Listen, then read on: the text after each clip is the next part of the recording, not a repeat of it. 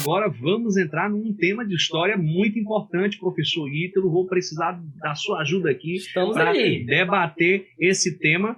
Tema crucial, a UES já cobrou diversas vezes, tanto em primeira fase como em segunda fase, regimes totalitários, ou, né, como você também pode encontrar em alguns livros, são os famosos regimes nazifascistas ou nazifascismo, como você queira chamar, tá certo? Então você tem que compreender aqui o que de fato foram esses regimes, as suas principais características e, é claro, dar uma olhadinha nos modelos, os modelos que nós estudamos, os modelos europeus, como o fascismo italiano, o nazismo alemão, né, o salazarismo português, o franquismo espanhol. Então, muito importante compreender esses regimes. Eu gostaria aqui justamente de começar definindo aqui esses regimes totalitários, né? Esses regimes totalitários foram governos, né, característicos de alguns países aí no período entre guerras, ou seja, ali entre a Primeira e a Segunda Guerra Mundial. Um detalhe importante é que eles vão acabar surgindo ali na Itália, inclusive a Itália, né, é a pioneira no fascismo. Logo em seguida aí vem a Alemanha, sendo seguida aí por Portugal e Espanha. Agora, aquilo que você tem que compreender sobre os regimes totalitários são as suas características, as características mais importantes. E eu fiz aqui, digamos, um elenco de características para que você realmente possa acertar qualquer questão que caia sobre esse tema.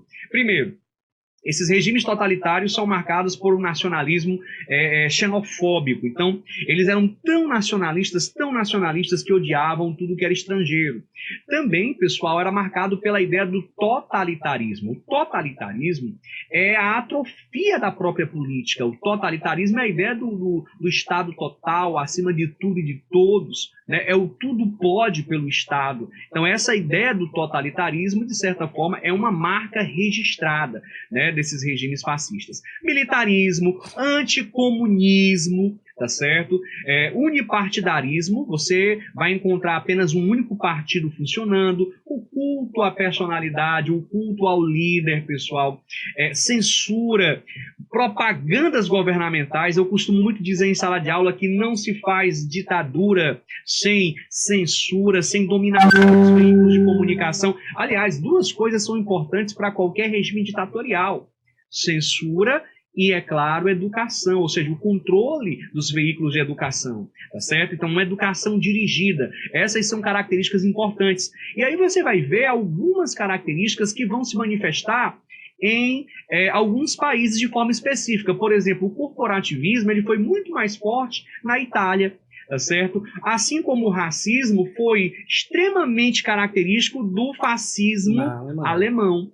Porque, pessoal, preste atenção, nazismo é um tipo de fascismo, salazarismo é um tipo de fascismo, o franquismo é um tipo de fascismo. Então, nós temos aí modelos de fascismos, tá certo? O varguismo é um tipo de fascismo? Aí é que tá, muita gente acredita que o Estado Novo foi um regime fascista, e é um erro achar que foi.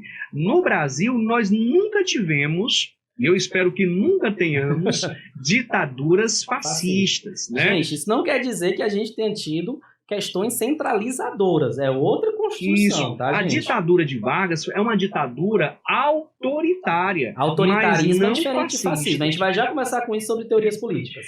Exatamente. Embora, olha só que curioso, todo fascismo seja autoritário, nem todo autoritarismo é fascista. Então, é muito importante você compreender isso dentro da perspectiva da própria sociologia mesmo, né? Justamente. Exatamente. E olha, pessoal, expansionismo territorial, que também foi uma característica típica, né, aí dos alemães nazistas. E eu coloquei aqui algumas causas gerais. Eu costumo dizer que o fascismo europeu, ele é filho do contexto socioeconômico europeu pós-Primeira Guerra Mundial. Não tem como você estudar a origem do fascismo se você não compreender os impactos que a Primeira Guerra Mundial acabaram gerando na Europa, tá certo? Então, é muito importante percebermos essas características. E detalhe, com a crise de 29, o impacto foi fulminante. As ideias nazistas ou fascistas, elas acabam encontrando um terreno fértil ali para prosperar, para se desenvolverem.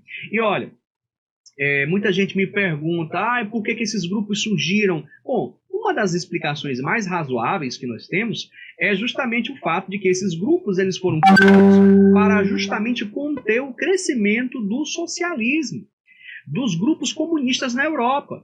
Então é muito importante compreender essa perspectiva.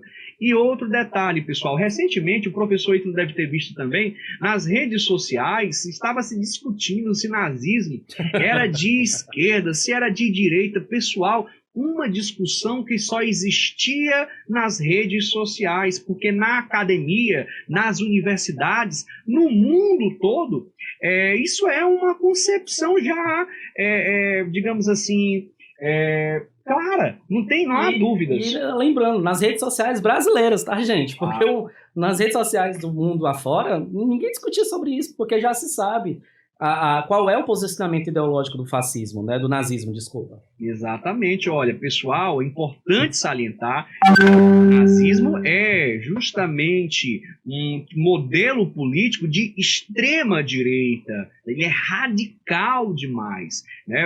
Em sala de aula eu deixo isso bem claro, e ainda cito ali, nós temos inúmeras fontes que comprovam isso, que reforçam isso. É só ler, gente, o Mein Kampf, que é a biografia, a própria biografia do Hitler, escrita por ele mesmo. Exato. Onde ele fala inúmeras vezes contra os regimes socialistas, contra os regimes comunistas, chama de cachorros, chama de inferiores, de porcos, né? Então é só ler o Mein Kampf, gente. No Mein Kampf, acho que essa é a pronúncia correta, fala sobre, já denuncia isso, né? O próprio Hitler, a figura mais importante do nazismo, o cara é extremamente contra qualquer posicionamento chamado de esquerda, né? Porque muita gente acredita que viajou na maionese quando viu, por exemplo, o que significa a sigla, né? Nazi. Né? Aí, Partido Nacional Socialista dos Trabalhadores Alemães. Daí que vem a palavra nazi, que vem aí a palavra nazismo. E aí a pessoa leu, mas tem ali socialista, então é de esquerda. Bom, quem viajou nessa onda realmente acabou aí cometendo um grandíssimo erro. Só lembrando que a gente vai ter vários partidos políticos no Brasil com o nome social ou com o nome socialista que não são de extrema de esquerda ou nem de esquerda, né? Entre eles, o lendário PSDB, né? Pronto. O PSDB, ele tem um nome social e não é de esquerda, ele é de direita. Fosse nessa onda, né, aquele biscoitinho social clube era, né, de esquerda, já pensou? Muito bem, muito bem. Não tem como. Pessoal, para fechar aqui essa parte, olha só, as causas gerais, a ideia do revanchismo que acabou levando o mundo para... E aqui, olha, eu vou só apresentar, só para enfatizar os principais ditadores, né, que nós tivemos aí na Europa, Mussolini na Itália, o franquismo lá na Espanha, né, o salazarismo português e, é claro, o nazismo de Adolf Hitler.